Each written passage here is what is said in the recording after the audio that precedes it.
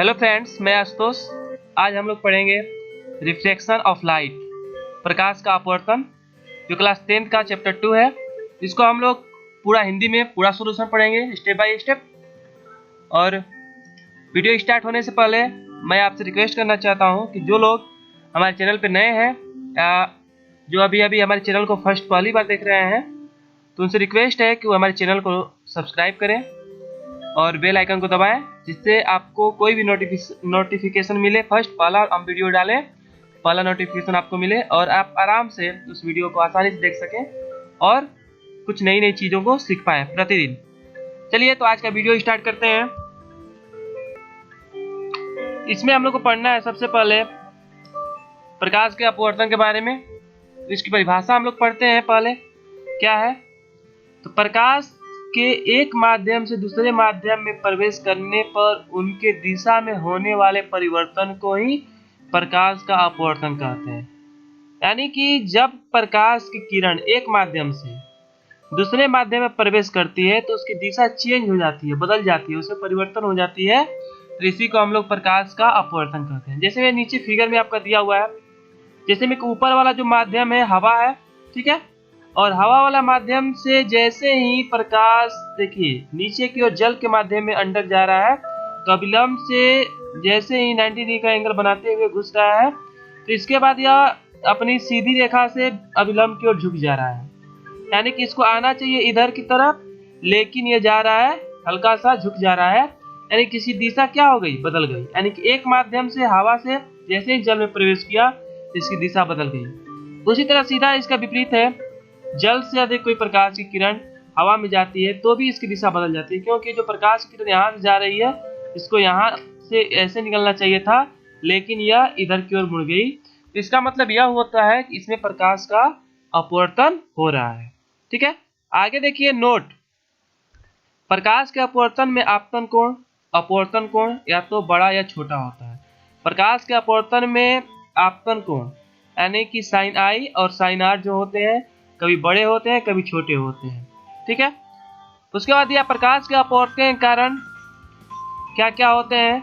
इसमें दिया हुआ विभिन्न माध्यमों में प्रकाश का वेग भिन्न भिन्न होता है। करे अलग अलग माध्यम, जैसे हवा में, जल में, इस सब में इसका वेग क्या होता है, अलग अलग होता है। जैसे प्रकाश का हवा में वेग होता है 3 × 10⁸ मीटर प्रति सेकेंड, जबकि कांच में 2 × 10⁸ होता है। इससे स्पष्ट होता है कि प्रकाश का वेग कांच की अपेक्षा हवा में अधिक होता है। यानी कि कांच की अपेक्षा प्रकाश का वेग हवा में अधिक होता है, क्योंकि प्रकाश का वेग भिन्न भिन्न माध्यम में भिन्न भिन्न होता है। इसलिए प्रकाश का वेग में भिन्नता अपवर्तन का मुख्य कारण है। यानी कि प्रकाश का वेग जो होता है इसमें भिन्नता अपवर्तन का मुख्य कारण है। यानी कि जैसा माध्यम रहेगा उसके अनुसार उसके वेग में भिन्नता आती रहेगी। ठीक है, इसमें आगे दिया हुआ है हम लोग का विरल माध्यम। विरल माध्यम को देखते हैं। इसमें है कि वह माध्यम जिसमें प्रकाश का वेग अधिक होता है उसे हम लोग विरल माध्यम कहते हैं। जैसे में कि हवा और अन्य गैसें, यानी कि हवा और अन्य गैसें जिसमें प्रकाश का वेग अधिक होता है। ठीक है, हवा में प्रकाश का वेग सबसे अधिक होता है, इसलिए हम लोग इसको विरल माध्यम कहते हैं। सघन माध्यम क्या होता है, तो माध्यम जिसमें प्रकाश का वेग कम होता है उसे सघन माध्यम कहते हैं। जैसे में कि कांच, पानी, यानी कि हवा की अपेक्षा इसके परमाणु या अणु जो होते हैं सटे होते हैं, लेकिन इसमें इसके जैसे में कि हम लोग ठोस द्रव गैस पढ़ते हैं उसमें इसके अणु जो होते हैं सटे सटे होते हैं, लेकिन इसमें दूर दूर होते हैं। यानी कि ये सघन होते हैं और ये सघन नहीं होते, विरल होते हैं। इस प्रकार प्रकाश का अपवर्तन भी इन माध्यमों में जैसा माध्यम होता है उसके अनुसार होता है। ठीक है, उसके बाद हम लोग पढ़ेंगे प्रकाश के अपवर्तन के नियम। प्रकाश के किरण एक माध्यम दूसरे माध्यम में मुख्यतः 2 नियमों के अनुसार जाती है। ये नियम प्रकाश के अपवर्तन का नियम कहलाते हैं, जो इस प्रकार है। ठीक है, इसमें फिगर में आपका दिया हुआ एक माध्यम से दूसरे माध्यम में जाता है।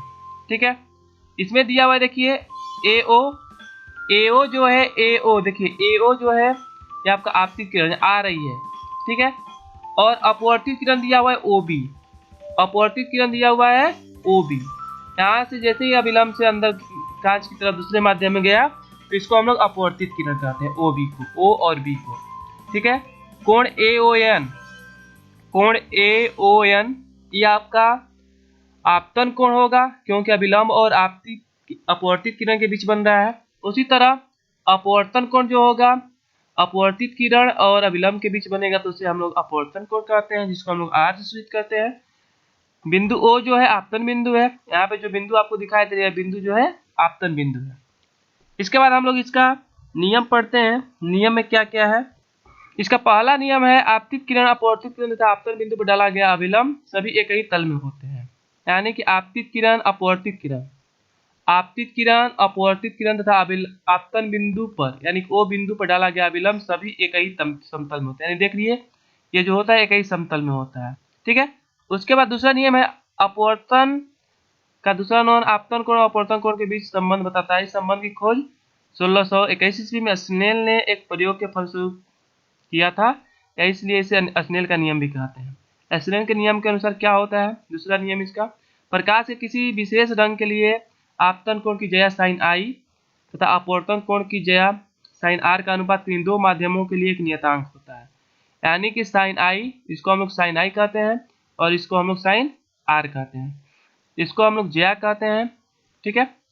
और इसका अपवर्तन कोण का जो ज्या होता है sine r, r for reflection, i for interior होता है।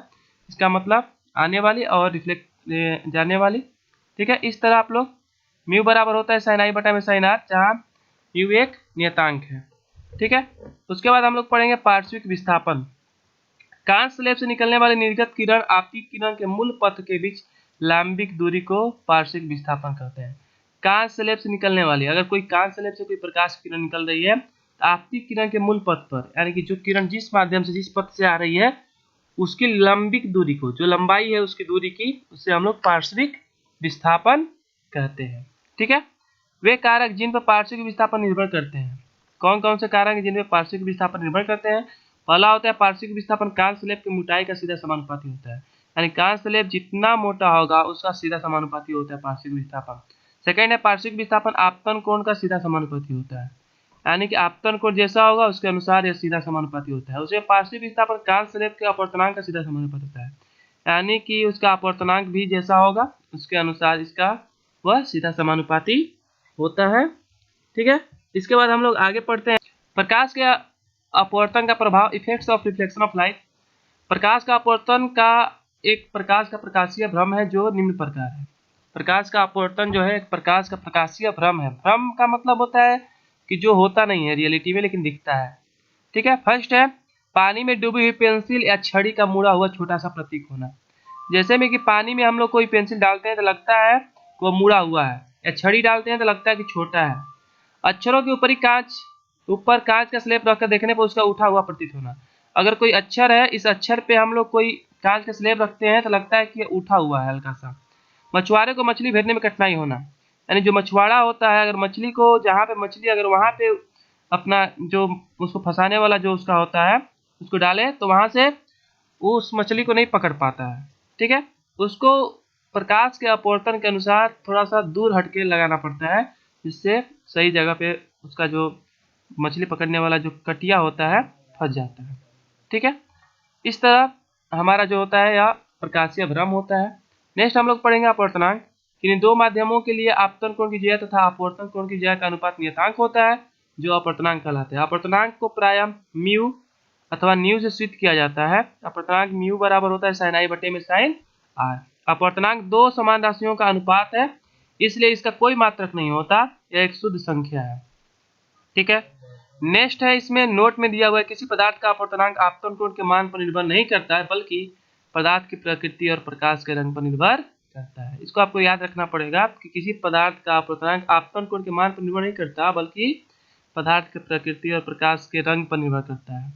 ठीक है। कुछ प्रमुख पदार्थ के नाम और उनके अपवर्तनांक है, इसको हम लोग देखते हैं कौन कौन से पदार्थ का कितना अपवर्तनांक होता है। तो इसमें आपका जो पदार्थ है उनके अपवर्तनांक दिया हुआ है। पदार्थ का माध्यम से हवा का अपवर्तनांक 1.0003 होता है। वर्क का अपवर्तनांक 1.31, पानी का अपवर्तनांक 1.33, एल्कोहल का अपवर्तनांक होता है 1.36, केरोसिन का अपवर्तनांक होता है 1.747, बेंजीन का अपवर्तनांक होता है 1.50, क्राउन कांच 1.52, फ्लिप कांच 1.65, कार्बन डाइसल्फाइड का 1.63, हीरा का 2.42। ये आपका क्वेश्चन हमेशा आता है, हीरे का अपवर्तनांक 2.42 क्यों होता है। ठीक है।